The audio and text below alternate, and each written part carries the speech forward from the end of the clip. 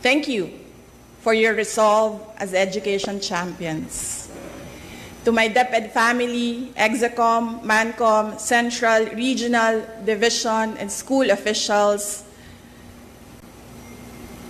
teachers, and non-teaching personnel, thank you for your unwavering support, hard work, and dedication to serve the Filipino people.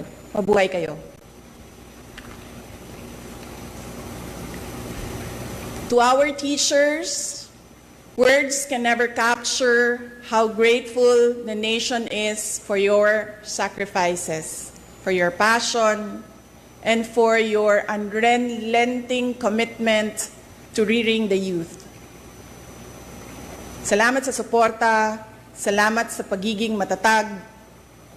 The nation will forever be in your debts. Sa 2 taon nating pagsasama, ang kwentong nabuo natin ay kwento ng kapit-bisig na pagtaguyod sa adhikaing maitatag ang isang bansang makabata at batang makabansa. Ngunit anumang kwento, kahit gaano kaganda, ay sadyang nagtatapos rin. Earlier today, June 19, 2024, I sought an audience with the President and tendered my resignation as the Secretary of Education effective July 19, 2024.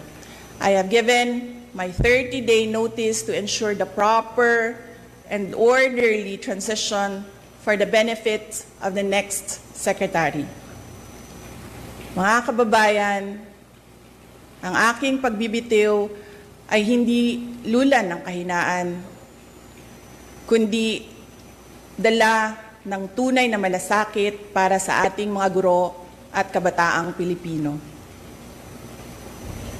Bagamat hindi ako magpapatuloy na mamamahala sa kagawaran, patuloy pa rin nating itataguyod ang kalidad ng edukasyon na nararapat para sa Pilipino. Hindi man ako ang tumatayong kalihim ng edukasyon, mananatili akong isang ina na nagmamatyag at titindig para sa kapakanan ng bawat guro at bawat mag-aaral sa Pilipinas. Para sa isang matatag na Pilipinas. Mga kababayan, lahat ng ating ginagawa ay para sa Diyos, sa bayan at bawat pamilyang Pilipino. Syukuran.